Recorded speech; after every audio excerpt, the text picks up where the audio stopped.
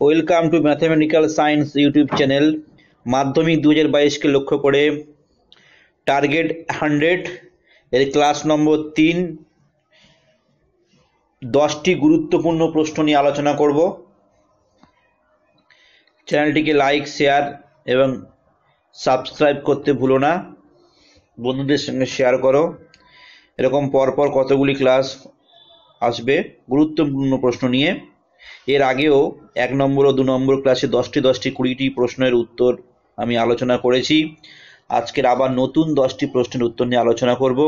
এরপরেও আরও class 4, class 5 এরকম করে আরও নতুন প্রশ্ন নিয়ে আমি আলোচনা করব। তো চলো শুরু করি 1 নম্বর প্রশ্ন নিয়ে আলোচনা। 1 নম্বর প্রশ্নে কি আছে দেখে নেওয়া যাক। 1 নম্বর প্রশ্নে আছে যে x² minus 2 plus B into x plus 6 equal to 0 এই সমীকরণের একটি বীজ 2 হলে অপর বীজটির মান কত? তো এটা আমরা কিভাবে সমাধান করব? এই অঙ্কের মান কিন্তু 2। তো দেখে নিই কীভাবে সমাধান করব। এক সমীকরণটাকে তুলে নিই। x² minus 2 plus B into x plus 6 equal to 0 এই সমীকরণের একটি বীজ 2 হলে অপর বীজটির মান কত? তো আমাকে সমীকরণের বীজ নির্ণয় করতে হলে আগে এই সমীকরণটি কি জানতে হবে, কারণ সমীকরণের মধ্যে কিন্তু এখানে বি বসে রয়েছে। এই বি এর মানটা কিন্তু তাড়িয়ে তারপর নির্ণয় করে তারপর কিন্তু আমাদের অপর বীজটা বের করতে হবে। তো যেহেতু এই সমীকরণে একটি বীজ 2, সুতরাং এই 2 দ্বারা এই সমীকরণটি সিদ্ধ হয়। তার মানে কি, এই এক্সের জায়গাতে আমরা 2 বসিয়ে বি এর মানটা নির্ণয় করব। তো চলো এটা আমরা আগে নির্ণয় করি। এক্সের জায়গাতে 2 বসিয়ে, যেহেতু এই সমীকরণে একটি বীজ 2, সুতরাং এক্সের জায়গায় আমরা 2 বসিয়ে বি এর মানটা নির্ণয় করব। তাহলে আমাদের সমীকরণটা কি আছে? অতএব x² minus 2 plus B into x plus 6 equal to 0 1 number সমীকরণ। 1 নম্বর সমীকরণে যেহেতু 1 নম্বর সমীকরণের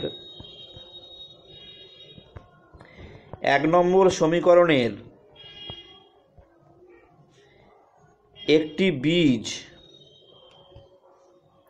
2, অতএব 2² মানে এক্সের জায়গাতে আমি 2 বসিয়ে দিচ্ছি, মাইনাস 2 প্লাস বি ইন্টু 2 এক্সের জায়গায় আবার 2 বসিয়ে দিলাম প্লাস 6 ইকুয়াল টু 0। তাহলে 4 2² মানে হচ্ছে 4 মাইনাস 2 2 4 মাইনাস 4 প্লাস মাইনাসে মাইনাস, তাহলে কত হচ্ছে minus 2b plus 6 equal to 0।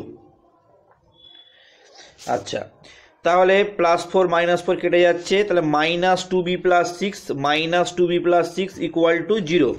তাহলে অতএব minus 2b plus 6 equal to 0 বা minus 2b equal to minus 6, minus কেটে যাচ্ছে, কেটে গেলে b ইকুয়াল টু 6/2 মানে হলো কি 3। তাহলে b এর মান 3। অঙ্কটি কিন্তু উত্তর কিন্তু বেরিয়ে গেছে, কিন্তু অঙ্কটা দুটোভাবে করা যেতে পারে। আমি বলছি, এই যে এখানে বি এর মান যে 3 বেরোলো, তাহলে বি এর জায়গাতে 3 বেরিয়েছিল। সমীকরণটি দেখে নিই, একটা বীজ ছিল 2 আর এক বি এর মান কত বেরোলো 3। তাহলে আমরা কি জানি, দ্বিঘাত সমীকরণের দুটো বীজ জানা থাকলে সমীকরণটা কি হয়? সমীকরণটা হয় x² into alpha plus beta, যদি আলফা বিটা বীজ হয়, into x plus alpha beta equal to 0। তাহলে এখানে আলফা মানে হচ্ছে 2 আর বিটার মান কিন্তু, বিটা মানে এখানে কি বি, তাহলে বি কিন্তু 3 বেরিয়েছে। তাহলে এখানে কিন্তু একটি বীজ 3 সরাসরি লিখে দেওয়া যায়। এখানে একটি, যেহেতু বি এর মান 3 বেরিয়েছে, সুতরাং বিটা মানে কত 3, তাহলে একটি বীজ 3 কিন্তু লিখে দেওয়া যায়। তো আমরা সেটা না করে আরও একটা অন্যভাবে করতে পারি। তাহলে বি এর মান 3 বেরিয়েছে, তাহলে আমাদের সমীকরণ কী ছিল? x² মাইনাস বি, সমীকরণ ছিল x² minus 2 plus B into x plus 6 equal to 0। তাহলে আমরা বি এর মান কত পেয়েছি? বি এর মান পেয়েছি x² মাইনাস বি এর মান 3, তাহলে 3 আর 2 কত হচ্ছে, এখানে 3 বসাবো, 3 2 5, তাহলে 5x প্লাস 6 ইকুয়াল টু 0। এইটা হচ্ছে আমাদের দ্বিঘাত সমীকরণ, x square minus 5x plus 6 equal to 0। B এর মান 3 পাওয়ার পরে আমি কি করলাম, এই যে আমাদের মূল সমীকরণ এখানে আমি বসিয়ে দিলাম, বসিয়ে দিয়ে আমি দ্বিঘাত সমীকরণটা কিন্তু পেয়ে গেলাম। দ্বিঘাত সমীকরণটা কত হলো না, x square minus 5x plus 6 equal to 0। তাহলে এই x square minus 5x plus 6 equal to 0 এই সমীকরণটাকে সমাধান করব। তো x square minus 5x plus 6 equal to 0 কে সমাধান করলে কি দাঁড়াচ্ছে, এক্স স্কোয়ার ফ্যাক্টর করি মাইনাস 3x, তাহলে x square minus 3x minus 2x plus 6 equal to 0। তাহলে এক্স কমন নিলে হচ্ছে x minus 3 minus 2x minus 3 equal to 0। তাহলে এখানে পাচ্ছি কি x minus 3 x minus 2 equal to 0, দুটি বীজের এগুলো বা লিখতে হবে। তাহলে এক্স মাইনাস 3 0 করলে একটা বীজ পাবো এক্স ইকুয়াল টু 3 পাবো, আর এক্স মাইনাস 2 ইকুয়াল টু 0 করলে একটা বীজ পাবো এক্স ইকুয়াল টু 2, তাহলে একটি বীজ 2, একটি বীজ হলো 3। উত্তর কিন্তু পেয়ে গেলাম। এটা আমরা একটু সময় লাগলো, কিন্তু অঙ্কন একটু সহজে হলো। আর কিন্তু যদি আমি এইভাবে করতাম যে বি এর মানটা 3, বি এর মান 3 হলে ওই যে সূত্রটা বললাম প্রথমে যে আলফা প্লাস বিটা, দুটো বীজ জানা থাকলে দ্বিঘাত সমীকরণটা কি হয়, x square minus alpha plus beta into x plus alpha beta, মানে বীজদ্বয়ের সমষ্টি ইন্টু বীজদ্বয়ের গুণফল। ফরম্যাটটা হচ্ছে এরকম। এবার এখানে আলফার জায়গায় কিন্তু 2 আছে, আর বিটার জায়গায় কি আছে, বিটার জায়গায় আছে বি। তাহলে বি এর মান আমরা নির্ণয় করেছি পরের পৃষ্ঠায়, যে বি এর মান নির্ণয় করলাম, বি এর মান নির্ণয় করেছি হচ্ছে 3। বি এর মান যদি 3 হয় তাহলে বিটার জায়গায় কত বসবে, 3 বসবে, তার মানে একটা বীজ অলরেডি আমি পেয়ে যাচ্ছি। আর যদি এটা বুঝতে একটু কষ্ট হয় তাহলে বি এর মান বের করলাম, বি এর মান বের করার পরে আমি ওই সমীকরণ যেটা আমাদের দিয়েছিল, যে সমীকরণটা অর্থাৎ x square minus 2 plus B into x plus C equal to 0, এই সমীকরণে বি এর জায়গায় 3 বসিয়ে দিলাম। বি এর জায়গায় 3 বসিয়ে দিতে আমি কত পাচ্ছি, x square minus 5x plus 6। এখান থেকে সলভ করলাম, সলভ করলে এক্স এর মান হচ্ছে 3 এবং ওয়াই এর মান 2, অর্থাৎ একটি বীজ 2, একটি বীজ 3 আমরা খুব সহজেই পেয়ে গেলাম। চলো এবার যাই দ্বিতীয় অঙ্কে। দ্বিতীয় অঙ্কটা দেখে নিই কি আছে। দ্বিতীয় প্রশ্নটি খুবই গুরুত্বপূর্ণ একটি প্রশ্ন। √3 প্লাস √2 সমান এক্স হলে তবে √3 মাইনাস √2 সমান কত। একটু অঙ্কটা একটু উল্টে দেওয়া আছে, একটু বুদ্ধি করে করতে হবে। তো চলো সমাধান করি, দেখি অঙ্কটা উত্তর কেমন হয়। তা √3 প্লাস √2 ইকুয়াল টু যদি এক্স হয় তাহলে আমরা কি লিখতে পারি, এক্স ইকুয়াল টু √3 প্লাস √2। আমি বললাম না একটু উল্টে, সামান্য একটু উল্টে দেওয়া রয়েছে অঙ্কটা, একটু সোজা করে নিলাম আর কি। X equal to √3 plus √2। তাহলে যদি এই জিনিসটাকেই আমি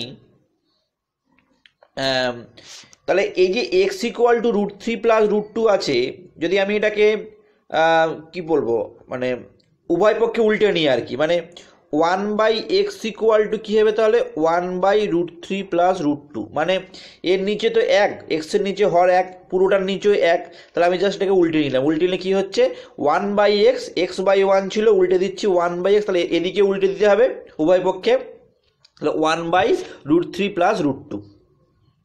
তাহলে 1/x ইকুয়াল টু কী পাচ্ছি 1/√3 প্লাস √2। চলে যাই পরের পৃষ্ঠায়। 1/x ইকুয়াল টু আমার হাতে আছে 1/√3 প্লাস √2। তাহলে 1/x ইকুয়াল টু হরের করণীয় স্মরণ করতে হবে, তার মানে কি এর বিপরীত চিহ্ন দিয়ে গুণ করতে হবে। √3 প্লাস √2 আছে এখানে, তাহলে প্লাস √3 প্লাস √2 মাইনাস দিয়ে আমি উভয় হরকে আর লবকে গুণ করব, 1 ইন্টু √3 মাইনাস √2। তাহলে কি পাচ্ছি এখানে নিচে a plus B A minus B, তাহলে হলো a square minus B square আর এখানে √3 মাইনাস √2 থেকে যাচ্ছে, তাহলে ক্যালকুলেশন করলে দাঁড়াচ্ছে √3 মাইনাস √2 আর √3 স্কোয়ার করলে দাঁড়াচ্ছে কত 3, আর এখানে হচ্ছে 2, তাহলে 3 বিয়োগ 2, তার মানে কি দাঁড়াচ্ছে যে √3 মাইনাস √2, এটার নিচে হচ্ছে 1, 3 আর 2 বিয়োগ করলে 1, ওটা লিখছি না। তাহলে 1/x ইকুয়াল টু পাচ্ছি কি √3 মাইনাস √2, তাহলে কি পেলাম না পেলাম 1/x ইকুয়াল টু √3 মাইনাস √2, এটা ঘুরিয়ে কি বলতে পারি যে √3 মাইনাস √2 ইকুয়াল টু 1/x। আমাদের প্রশ্ন কি ছিল, প্রশ্নটা দেখে নিই একবার। প্রশ্ন ছিল √3 প্লাস √2 ইকুয়াল টু x হলে যদি হয় তবে √3 মাইনাস √2 এর মানটা কত, তাহলে আমি কি পেলাম √3 মাইনাস √2 ইকুয়াল টু 1/x। তাহলে উত্তরে কি লিখবো, উত্তরে লিখবো √3 মাইনাস √2 এর নির্ণয় মান কত হলো 1/x। ওকে, চলে যাব পরবর্তী 3 নম্বর অঙ্কে। 3 নম্বর অঙ্কটা কেমন হয় দেখে নিই। 3 নম্বর প্রশ্ন, যদি এই অঙ্কটি কিন্তু অনুপাত সমানুপাত চ্যাপ্টার থেকে নেওয়া হয়েছে, গুরুত্বপূর্ণ একটি অঙ্ক, বহু স্কুলের প্রশ্ন এবং মাধ্যমিকের বিগত মাধ্যমিকের কিন্তু প্রশ্নটা এবারে কিন্তু মাধ্যমিক পরীক্ষার জন্য বিশেষ একটা গুরুত্বপূর্ণ প্রশ্ন। প্রশ্নটি হলো x/5 সমান y/3 সমান z/7 সমান x - 3y প্লাস z/p হয়। যদি এই কন্ডিশনটা হয় তবে p এর মান নির্ণয় করতে হবে। p এর মান কত হবে, তো চলো সময় নষ্ট না করে দেখে নেওয়া যাক যে p এর মান কত হচ্ছে।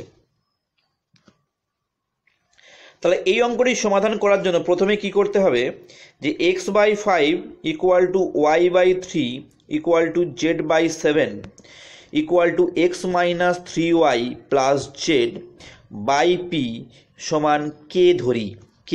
কেটা কি একটা অশূন্য ধ্রুবক, যেটাকে আমি মনে করলাম যে এর মান একটা অশূন্য ধ্রুবক।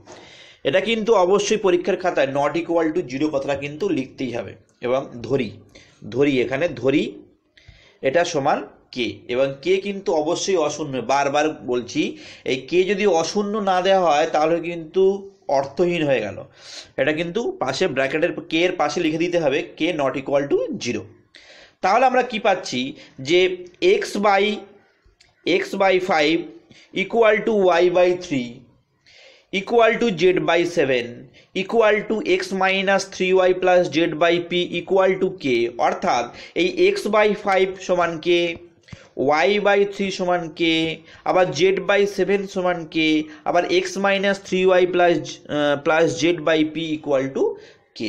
তাহলে আমরা পর এগুলো আমি লিখে নিচ্ছি পরের পৃষ্ঠায়, যে কি না x/5 ইকুয়াল টু কে, তার মানে কি পাচ্ছি x ইকুয়াল টু কি পাচ্ছি 5k, y/3 ইকুয়াল টু কে, তার মানে y কি পাচ্ছি 3k, আবার z/7 ইকুয়াল টু কে, তাহলে z মানে কি পাচ্ছি 7k পেয়ে গেলাম। তারপর আর একটা কি আছে সব থেকে বড়, যেটা এইটা, যে x - 3y plus z/p equal to K. আমি বলেছিলাম না এখানে যে প্রত্যেকটা অনুপাত x/5 y/3 প্রত্যেকটা কি কে এর সাথে সমান, তো এটাও কে এর সাথে সমান। এইবারে কি করতে হবে, এই যে ডান পক্ষ যে আছে, এই যে ডান পক্ষ বাম পক্ষ, এই বাম পক্ষে কি করতে হবে, তাহলে x এর মানটা কত, x ইকুয়াল টু হচ্ছে 5k, তাহলে এখানে আমরা x ইকুয়াল টু 5k বসাবো, x ইকুয়াল টু 5k বসিয়ে দিই, তাহলে x equal to 5k, y equal to 3k, তাহলে 3 3 কে 9k, y এর জায়গায় 3 বসলে 3 3 কে 9, প্লাস z মানে হচ্ছে 7k বাই p থাকলো ইকুয়াল টু কে। x এর জায়গায় কত বসালাম, x এর জায়গায় বসালাম 5k, y এর জায়গায় বসালাম 3k, আর z এর জায়গায় কি বসালাম 7k বসে। তাহলে ক্যালকুলেশন করলে কি দাঁড়াচ্ছে, 5 সাথে 12 বিয়োগ 9 3k বাই p দাঁড়াচ্ছে। তাহলে 3k by p equal to K, বা কোনাকুনি গুণ করলে বর্জ্য গুণন করলে কি হচ্ছে, P K equal to 3K, P K চলে এসছে কিন্তু এখানে। তাহলে পি কের এই যে কে আছে উভয় পক্ষে কে যদি আমরা বাদ দিই তাহলে পি ইকুয়াল টু কে, এখানে যখন লিখবো কে নট ইকুয়াল টু যদি কথা কিন্তু লিখতে হবে, উভয় পক্ষে কে কিন্তু বাদ দিচ্ছি, ঠিক আছে। তাহলে পি এর মান আমরা কিন্তু পেয়ে গেলাম। পি এর নির্ণয় মান কত হলো, যে পি এর নির্ণয় মান হলো 3, পি এর নির্ণয় মান 3। এবার আমরা দেখে নেব 4 নম্বর প্রশ্ন, এটি একটি গুরুত্বপূর্ণ প্রশ্ন। তো চলো আমরা দেখে নিই 4 নম্বর প্রশ্নে কি আছে, তার উত্তর সমাধানের কৌশল আমরা আলোচনা করব। 4 নম্বর প্রশ্ন নিয়ে আলোচনা করার আগে প্রশ্নটা একটুখানি লিখে নিই আমি। 4 নম্বর প্রশ্নটা একটি ইম্পর্টেন্ট প্রশ্ন। যদি একটি ঘনকের সমগ্র তলের ক্ষেত্রফল 486 বর্গমিটার হয়, একটি ঘনকের সমগ্র তলের ক্ষেত্রফল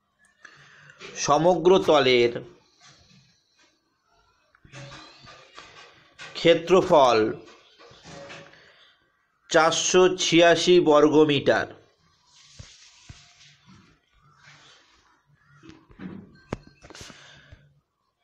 তবে ঘনকটির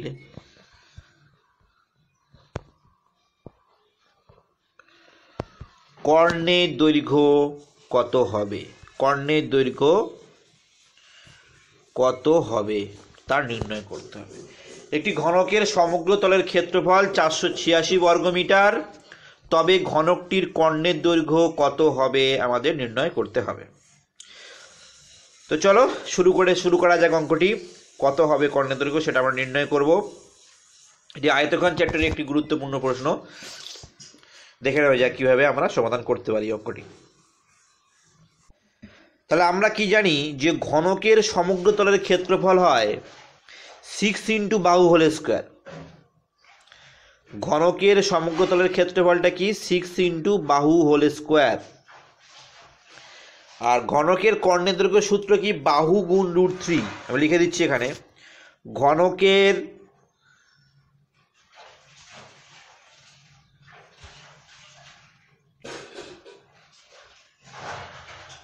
সমগ্র তলের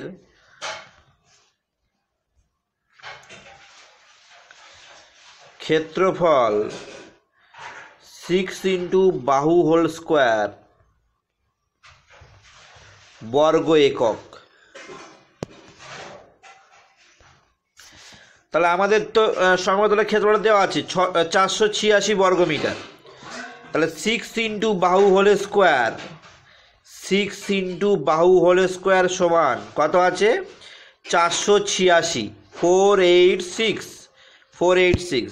তাহলে কি পারছি ক্যালকুলেশন করলে, বাহু হোল স্কোয়ার সমান 486/6। তাহলে 486/6 মানে কত হচ্ছে, তাহলে বাহু হোল স্কোয়ার মানে পাচ্ছি 81 হচ্ছে। 486/6 মানে কত পাচ্ছি 81। তাহলে বাহু মানে কি পাচ্ছি, স্কোয়ার উঠে গেলে √ওভার আসবে, তাহলে বাহু হচ্ছে 9। তাহলে বাহুর দৈর্ঘ্য হলো 9।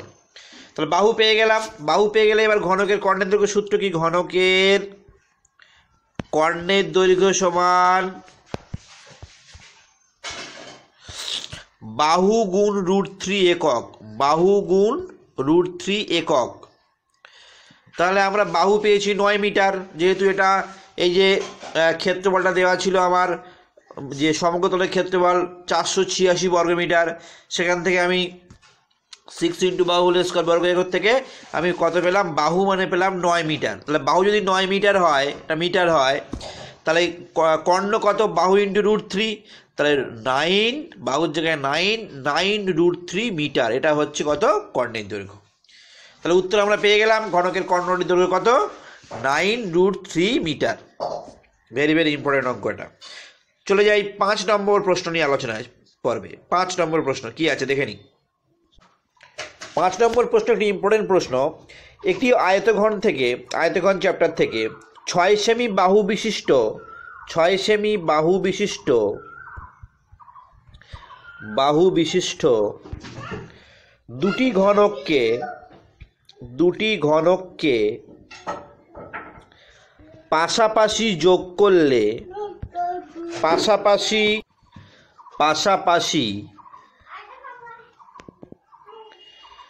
6 সেমি বাহু বিশিষ্ট দুটি ঘনককে পাশাপাশি কি করতে হবে না, পাশাপাশি যদি যোগ করি, মানে যোগ করলে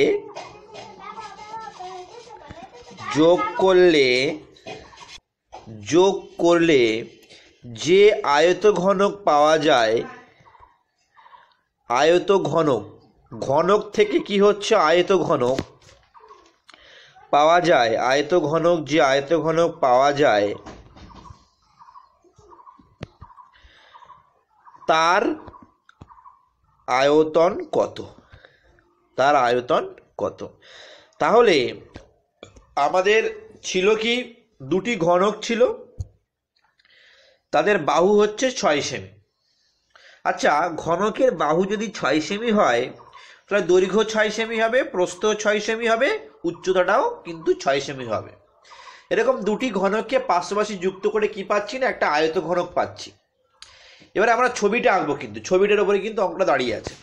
দেখে নিই, দুটো ঘনক ছিল আমাদের হাতে, দুটো ঘনককে আমি যুক্ত করে, একটা কালার একটু চেঞ্জ করে নিই, একটা ঘনক আর এই একটা ঘনক মনে করছি, দুটো ঘনক, এরও 6 সেমি, এরও 6 সেমি দিয়ে একটা আয়তঘন হয়ে গেল এটা। তাহলে এই যে নতুন যে আয়তঘনটা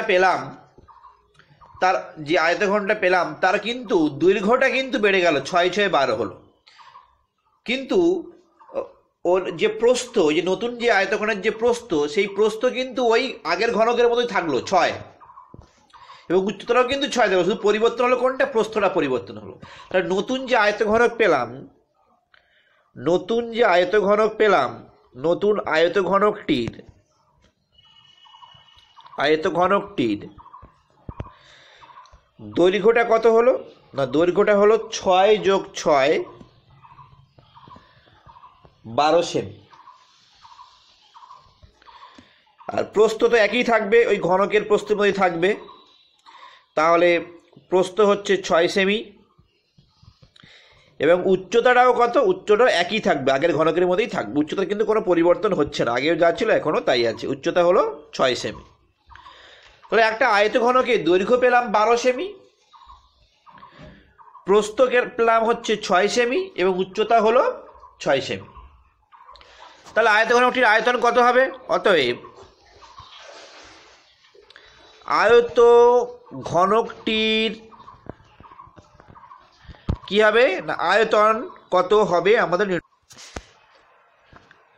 আয়তন সমান কি, আয়তঘনকের আয়তনের সূত্র কি, দৈর্ঘ্য গুণ প্রস্থ গুণ উচ্চতা। দৈর্ঘ্য হচ্ছে 12, প্রস্থ হলো 6, আর উচ্চতা হলো 6। তাহলে গুণ করলে 6 12 72, 72 আর 6 গুণ করলে কত দাঁড়াচ্ছে 12, 42 43। তাহলে 432 ঘন সেমি হলো ওই নতুন আয়তঘনকটির আয়তন। তাহলে প্রশ্ন ছিল কি, প্রশ্ন ছিল 6 সেমি বাহু বিশিষ্ট দুটি ঘনককে পাশাপাশি যোগ করলে যে আয়তঘনক পাওয়া যায় তার আয়তন কত। তাহলে ঘনক থেকে আয়তঘনক, এই টার্মটা কিন্তু খেয়াল করতে হবে। ওকে, উত্তর কত হলো? উত্তর হলো 432 ঘন সেমি। তো এটা গেল 5 নম্বর প্রশ্ন। এবার আমরা 6 নম্বর প্রশ্ন নিয়ে আলোচনা করব। 6 নম্বর প্রশ্নটি হলো, একটি লম্ববৃত্তাকার চোঙের একটি গোলক এবং একটি লম্ববৃত্তাকার চোঙের উভয়ের ব্যাসার্ধ 3 সেমি। অঙ্কটি ভালো করে পড়ে নিই। একটি গোলক এবং একটি লম্ববৃত্তাকার চোঙের উভয়ের ব্যাসার্ধ 3 সেমি এবং এদের ঘনফল সমান, তবে চোঙটির উচ্চতা নির্ণয় করতে হবে। চলো অঙ্কটি দেখে নেওয়া যাক কীভাবে সমাধান করি। তাহলে আমাদের বলে দেওয়া আছে কি না, বলে দেওয়া আছে যে গোলকটির এবং লম্ববৃত্তাকার চোঙটির ব্যাসার্ধ কিন্তু প্রত্যেকেরই কি 3 সেমি। তাহলে গোলকের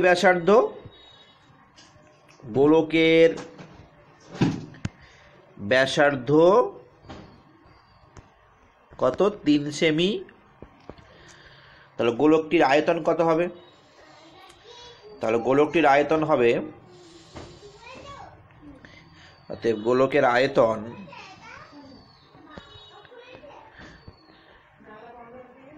4/3 পাই আর কিউব। তাহলে 4/3 পাই ইন্টু 3 কিউব মানে কত হচ্ছে 27। 3 9 27, তাহলে হলো কত 36 পাই ঘন সেমি। কার আয়তন? এটা হলো গোলকের আয়তন। গোলকের ব্যাসার্ধ 3 সেমি ছিল, তাহলে আয়তন 4/3 পাই আর কিউব। 4/3 যদি পাই আর কিউব হয়, এই 9 কিন্তু এই 9টা কিন্তু এই 3 9 27 9, তাহলে 4/3 পাই আর কিউব 3 হোল কিউব মানে 27, 3 9 27, তাহলে হচ্ছে 36 পাই ঘন সেমি। এটা কার গেল? গোলকের আয়তন। এবারে কি দেওয়া আছে? চোঙের ব্যাসার্ধ, লম্ববৃত্তাকার চোঙের ব্যাসার্ধ। লম্ববৃত্তাকার চোঙের যদি ব্যাসার্ধ 3 হয়, এটা লিখে নিই যে লম্ববৃত্তাকার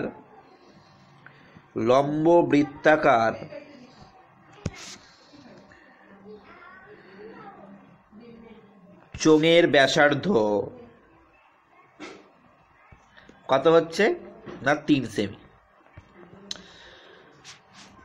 যদি উচ্চতা h হয় তাহলে আয়তনটা কত হবে? অতএব লম্ববৃত্তাকার চোঙের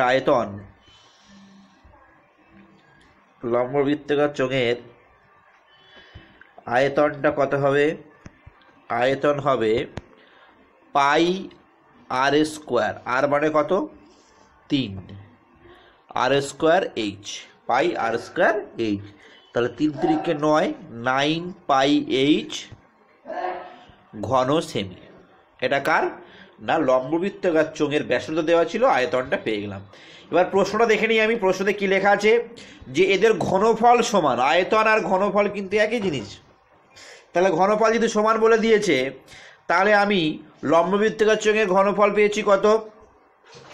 পেয়েছি 9 পাই এইচ ঘন সেমি। লম্ববৃত্তাকার চোঙের আয়তনটা কত? 9 পাই এইচ। আর গোলকের কত পেয়েছিলাম? গোলকের পেয়েছিলাম 36 পাই। তাহলে আমি বসিয়ে দিই যে অতএব প্রশ্নানুসারে 9 পাই এইচ সমান 36 পাই। তাহলে আমাদের বের করতে হবে কি? লম্ববৃত্তাকার জন্য উচ্চতাটা এইচ। তাহলে এইচ মানে কি হচ্ছে? 36 পাই বাই 9 পাই। ক্যালকুলেশন করলে কত দাঁড়াচ্ছে? পাই কাটা, তাহলে 4 9 36, তাহলে এইচ ইকুয়াল টু কত? অতএব এইচ ইকুয়াল টু হলো 4।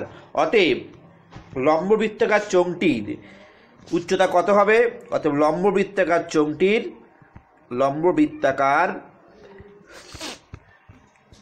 চোঙটির উচ্চতা হলো উচ্চতা সমান 4 সেন্টিমিটার। 4 সেমি। বোঝা গেল? পরবর্তী 7 নম্বর প্রশ্ন কি আছে দেখে নিই, সেটা নিয়ে আমি আলোচনা করব। 7 নম্বর প্রশ্ন নিয়ে আলোচনা করার আগে অঙ্কটি ভালো করে, যে প্রশ্নটি আছে সেটি ভালো করে পড়ে নিই। একটি বৃত্তের ব্যাস 10 সেমি। বৃত্তটির ব্যাস কত? 10 সেমি। বৃত্তের কেন্দ্র থেকে একটি জ্যায়ের দূরত্ব 4 সেমি। প্রশ্ন হলো ওই জ্যাটির দৈর্ঘ্য কত? যে জ্যাটি আমরা এখানে নির্ণয় করব, সেই জ্যাটির দৈর্ঘ্যটা কত সেটা নির্ণয় করতে হবে। তো প্রথমে অঙ্কটা করার আগে সুন্দর একটা ছবি আঁকতে হবে। আমি একটা ছবি আঁকার চেষ্টা করছি। একটা বৃত্ত, অকেন্দ্রীয় একটা বৃত্ত, মোটামুটি একটা বৃত্ত আঁকার চেষ্টা করলাম। এবং অকেন্দ্রীয় বৃত্তের যেটা আছে ব্যাস, সেটা হলো 10 সেমি। পরে আঁকছি।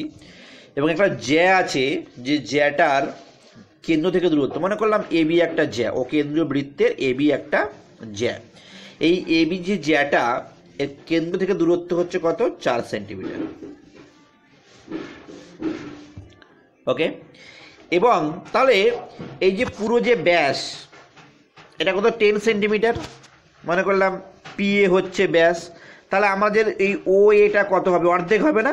ব্যাসার্ধ, ও এটা ব্যাসার্ধ, ওপিটা ব্যাসার্ধ, তো যদি ব্যাস 10 সেমি হয় তাহলে ব্যাসার্ধ কত হবে? ঠিক ব্যাসের অর্ধেক, তাহলে ও এর মানটা কত হবে? 5। তাহলে আমাদের বের করতে হবে কি? বের করতে হবে জ্যাটি দৈর্ঘ্য কত। আচ্ছা, তাহলে আমাদের এখানে পি এ মানে হচ্ছে 10 সেন্টিমিটার ব্যাস, তাহলে ও এ মানে কত? ও এ মানে হলো 10/2, ও এ হচ্ছে ব্যাসার্ধ, তাহলে 10/2 5 সেন্টিমিটার। আর ওডি অর্থাৎ বৃত্তের কেন্দ্র থেকে জ্যার যে দূরত্ব, সেই ওডি হচ্ছে 4 সেন্টিমিটার। হয়ে গেল। আমাদের বের করতে হবে, মানে নির্ণয় করতে হবে কোনটা? এবি সমান কত। তো আমরা এখানে সহজেই পাচ্ছি যে এডি মানে যদি আমরা নির্ণয় করতে পারি, তো এডির সঙ্গে যদি 2 গুণ করে দিই তাহলে পুরো এবি আমরা কিন্তু পেয়ে যাচ্ছি। তার মানে এখানে দেখতে পাচ্ছি যে এবি মানে হচ্ছে 2 গুণ এডি, 2 গুণ এডি, কারণ এডি ডাবল করলে আমরা কি পেয়ে যাব? এবিটাকে পেয়ে যাব। তাহলে এডি নির্ণয় করার জন্য আমরা কি করব না, পিথাগোরাসের উপপাদ্যের সাহায্য নেব। কারণ আমরা জানি যে কোনো জ্যায়ের ওপর কোনো কি বলবো, জ্যায়ের ওপর কেন্দ্র থেকে যে বৃত্তের কেন্দ্র থেকে জ্যায়ের ওপর যে দূরত্বটা কী হচ্ছে, এটা লম্ব দূরত্ব বলে দিয়েছি। যে দূরত্ব মানে কি? এটা পারপেন্ডিকুলার। এই যে জ্যা এবি আর এই যে জ্যা আর বৃত্তের কেন্দ্র, এর দূরত্বটা কত? দূরত্ব হচ্ছে ওডি। ওডি মানে হচ্ছে 4 সেন্টিমিটার। তাহলে ওডি হচ্ছে কি সবসময় লম্ব হবে, দূরত্ব ডিস্টেন্স, লম্ব ডিস্টেন্স। এটা 90 ডিগ্রি যদি হয় তাহলে এটা হচ্ছে ওডিএটা, ওডিএ, এই ওডিএ ত্রিভুজ এটা কিন্তু সমকোণী ত্রিভুজ। তাহলে এটা যদি সমকোণী ত্রিভুজ হয় তাহলে ও এটা কত? অতিভুজ। ও এ এটা হলো কি? অতিভুজ। আর ওডিটা হচ্ছে কি? লম্ব। আর এডি হচ্ছে কিন্তু ভূমি।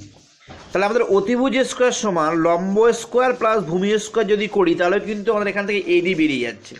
আর এডি বেরিয়ে যাওয়া মানে কিন্তু 2 গুণ করে দিলে কিন্তু তার সাথে এডির সাথে 2 গুণ করে দিলে কিন্তু আমরা কি পেয়ে যাব? এটা এডি। এডির সাথে যদি আমি 2 গুণ করি তাহলে কিন্তু আমি এবি পেয়ে যাব। তো ঠিক আছে, তাহলে আমরা পিথাগোরাসের উপপাদ্য অনুযায়ী ও এ স্কোয়ার মানে অতিভুজ স্কোয়ার, এই অতিভুজ স্কোয়ার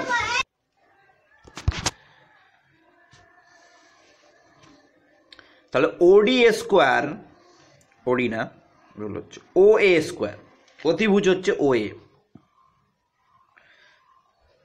তাহলে O A square equal to OD square plus AD square. তাহলে ও এ স্কোয়ার কত? ও এ মানে হচ্ছে 5 তার স্কোয়ার, ওডি মানে কত? ওডি মানে 4 তার স্কোয়ার, প্লাস এডি তার স্কোয়ার থাকলো। তাহলে 25 বিয়োগ 4 4 16 প্লাস এডি স্কোয়ার। তাহলে কি হচ্ছে? এডি স্কোয়ার মানে কি পাচ্ছি? 25 বিয়োগ 16 মানে হচ্ছে 9। তাহলে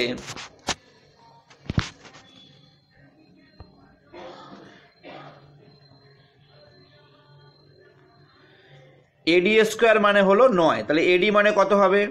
এডি মানে হলো √9। তার মানে এডি মানে হচ্ছে 3। তাহলে আমরা এবি নির্ণয় করতে হবে। এবি মানে পুরো জ্যাটা, এবি মানে কি? 2 ইন্টু এডি। তাহলে 2 গুণ এডির মান 3 বেরিয়েছে, তাহলে 6 সেমি। তাহলে সম্পূর্ণ জ্যায় দৈর্ঘ্যটি কত হবে? সম্পূর্ণ জ্যায় দৈর্ঘ্যটি হবে 6 সেমি। ভেরি ভেরি ইম্পর্টেন্ট একটি অঙ্ক। তারপরে আমরা 8 নম্বর অঙ্কের দিকে তাকাবো, কি আছে।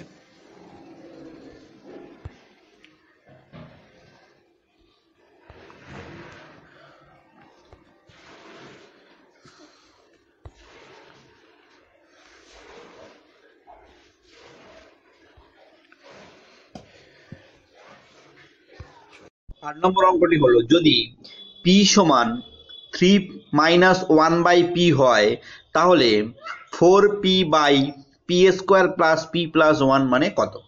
এর মানটা কত? তো এটা আমরা সমাধান করব। আমাদের আছে, দেওয়া আছে p সমান 3 - 1/p, p সমান 3 - 1/p দেওয়া আছে। তাহলে কি পাচ্ছি? p plus 1/p equals to 3, বা P A square plus 1 equal to 3p, p into P, P A square plus 1 equal to 3p, এটা আমরা পাচ্ছি। এখান থেকে P A square minus 3p plus 1 equal to কি লিখতে পারছি? 0 লিখতে পারছি। অথবা আমরা P A square plus 1 equal to 3p তো এমনি লিখতেই পাচ্ছি। দুটো জিনিস কিন্তু আমরা কাজে লাগাতে পারি, একটা হচ্ছে P A square plus 1 equal to 3p, আর একটা হচ্ছে P A square minus 3p plus 1। দেখা যাক কোনটা কাজে লাগে। অঙ্ক এবার তুলি। অঙ্কটা আমাদের মান নির্ণয় করতে হবে কি? 4p by P A square plus p plus 1। এখানে একটু সাজিয়ে নিচ্ছি যে 4p সমান 4p by P A square plus 1 plus p। তাহলে আমরা দেখতে পাচ্ছি কি না, পি এ স্কোয়ার প্লাস 1 এর মানটা কিন্তু আমাদের বেরিয়ে গেছে already. P A square plus 1 মানে কি না 3p। তাহলে 3p বসিয়ে দিচ্ছি পি এ স্কোয়ার প্লাস 1টাকে আউট করে দিয়ে, তাহলে এখানে p থাকলো। তাহলে 4p by 3p plus p মানে হচ্ছে 4p, কাটাকুটি করে কত হচ্ছে? এটা হচ্ছে 1। তার মানে 4p by P A square plus p plus 1 এই ভ্যালুটা কত পেলাম না 1 পাওয়া গেল। এটা হলো 8 নম্বর প্রশ্ন। এবারে আমরা দেখব 9 নম্বর প্রশ্ন, আর একটি গুরুত্বপূর্ণ অঙ্ক। 9 নম্বর প্রশ্ন নিয়ে আমরা আলোচনা করব। আচ্ছা, 9 নম্বর প্রশ্ন নিয়ে আলোচনা করার আগে আমরা প্রশ্নটা কিন্তু খুব মনোযোগ দিয়ে পড়ব। কি বলা আছে? বলা আছে ও কেন্দ্রীয় বৃত্তের এবি একটি ব্যাস, ও কেন্দ্রীয় বৃত্তের এবি একটি ব্যাস এবং পি পরিধির উপরিস্থিত যে কোনো একটি বিন্দু, পরিধির উপরিস্থিত। তাহলে কোণ POA সমান 120 ডিগ্রি দেওয়া আছে। তাহলে কোণ PBO এর মানটা আমরা নির্ণয় করব। তো তার আগে ছবিটা কিন্তু এই ধরনের অঙ্কের ক্ষেত্রে, ছবিটা জ্যামিতির অঙ্কের ক্ষেত্রে ছবিটা কিন্তু খুব সুন্দর করে আঁকার চেষ্টা করতে হবে। তাহলে আমাদের প্রশ্ন অনুযায়ী কি আছে, ও কেন্দ্রীয় একটা বৃত্ত প্রথমে আমাদের অঙ্কন করতে হবে। ও কেন্দ্রীয় বৃত্ত যার এবি হলো ব্যাস এবং ও হলো কেন্দ্র। পি পরিধির উপর যে কোনো একটা বিন্দু নিচ্ছি, যেখানে হোক একটা বিন্দু পরিধির উপরে অবস্থিত হতে হবে। আমি কি করছি, পি এ আর পি বিটা যোগ করে দিলাম। তাহলে POA যে কোণ, POA এই কোণটা কিন্তু পাওয়া গেল। কত ডিগ্রি পাওয়া গেল? POA যে কোণটা এটা হচ্ছে 120 ডিগ্রি। আমাদের নির্ণয় করতে হবে কোনটা? নির্ণয় করতে হবে কিন্তু এই কোণটা PBO, কোণ PBO। সহজ অঙ্ক এটি একটি, PBO। তাহলে এই যে POA আর POB এই কোণ দুটোর যোগফল কত? পুরো 180 ডিগ্রি হচ্ছে না? সরল কোণ একটা। POA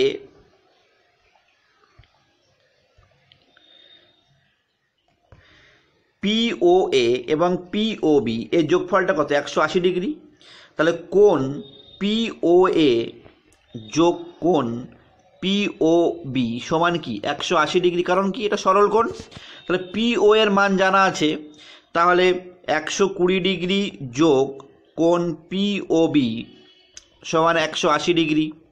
তাহলে হচ্ছে কোণ POB 120 ডিগ্রি বিয়োগ হয়ে যাবে, তাহলে কত হচ্ছে? 60 ডিগ্রি। POB হলো কত? 60 ডিগ্রি। তাহলে এই কোণটি 60 ডিগ্রি। আচ্ছা, এইবারে দেখছি ত্রিভুজ যে PBO ত্রিভুজ আছে, PBO ত্রিভুজ, এই ত্রিভুজের কিন্তু OB যা OP তাই। কারণ কি? একই বৃত্তের ব্যাসার্ধ। তার মানে এটা একটা সমদ্বিবাহু ত্রিভুজ, অর্থাৎ এই বি কোণ অর্থাৎ OBP কোণ আর OPB কোণ একই হবে। কত করে হবে? সমান কোণ উৎপন্ন করবে। তাহলে এই যে ত্রিভুজ উৎপন্ন হলো PBO ত্রিভুজ PBO এ তিনটে কোণ আছে। কি কি না? OBP বা PBO কোণ আর OPB কোণ। অর্থাৎ ছবিটা একটু পরিষ্কার করে দিই, একটুখানি পরিষ্কার করে দেখাচ্ছি। এই যে কোণটা P কোণটা এই যে, আর B কোণটা, এই দুটো কোণ কিন্তু সমান কোণ। তাহলে কি দাঁড়াচ্ছে? আমি ধরে নিচ্ছি এটাও x, এটাও x। একই কোণ যেহেতু, অর্থাৎ পি কোণটা এই কোণটা আর এই কোণটা একই কোণ এক্স, আর এটা 60 ডিগ্রি। তাহলে ত্রিভুজের তিনটে কোণের সমষ্টি কত? 180 ডিগ্রি হয়। তাহলে একটা হলো 60 ডিগ্রি, একটা এক্স ইকুয়াল টু 180 ডিগ্রি। আচ্ছা, এক্স কোণটা ধরলাম যে এই যে পিবিও এক্স, আবার ওপিবিও এক্স। এখানে কি ধরলাম? যে ধরি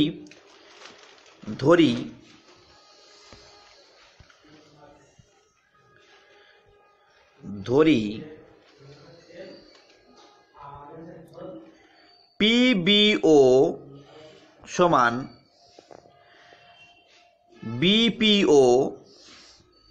বিপিও সমান এক্স। তাহলে পিবিও এর ক্ষেত্রে কি পাচ্ছি? কোণ, এ দুটো এক্স ধরে নিয়েছি তো, তাহলে কোণ বিওপি যোগ কোণ পিবিও যোগ কোণ বিওপি সমান 180 ডিগ্রি। কারণ ত্রিভুজের তিনটে কোণের সমষ্টি 180 ডিগ্রি হয়। বিওপির মান কত? 60 ডিগ্রি পেয়েছি। বিওপি বা পিওবি একই, বিওপি যা পিওবি তাই একই, 60 ডিগ্রি। তাহলে 60, এটা এক্স, এটাও এক্স, 180। তাহলে 2x মানে কত হচ্ছে? 2x মানে হচ্ছে 60 বিয়োগ 180 বিয়োগ 60 মানে হচ্ছে 120।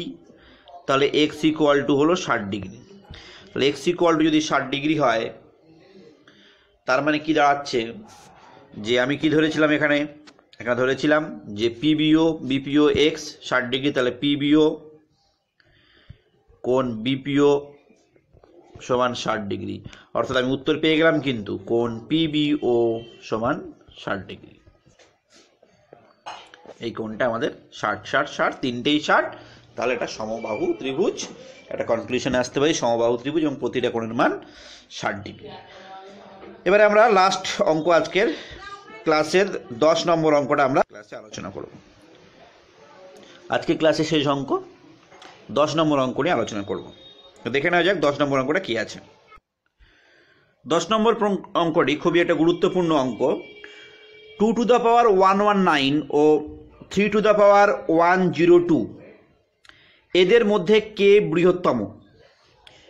আমরা কি তাহলে 2 টু দ্য পাওয়ার 119 119 বার কি 2 গুণ করে টেস্ট করব যে কে এর মান কত? অথবা 3 টু দ্য পাওয়ার 102, তাহলে আমরা কি এরকমভাবে টেস্ট করব 3 × 3 102 বার গুণ করে টেস্ট করব?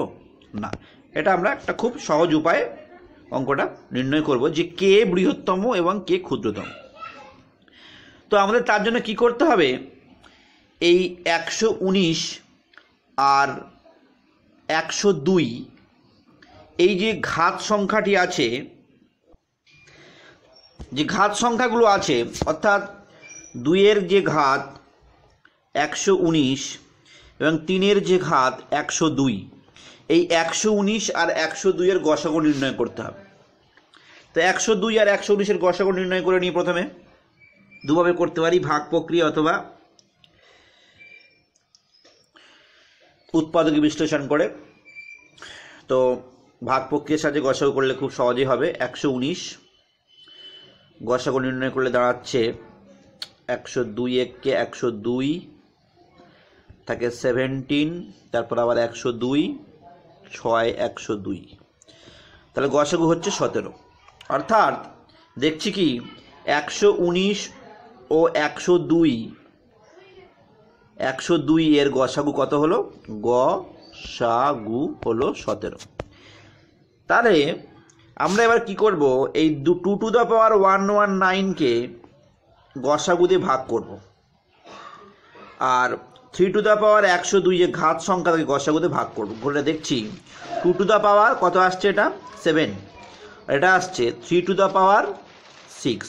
2 টু দ্য পাওয়ার 7 মানে 2, 7 বার 2 কত হচ্ছে? 2 কিউ 8, 64 আর একটা 7 মানে 128। আর 3 কিউ কত হচ্ছে? 3 দিকে 9 81 81 729।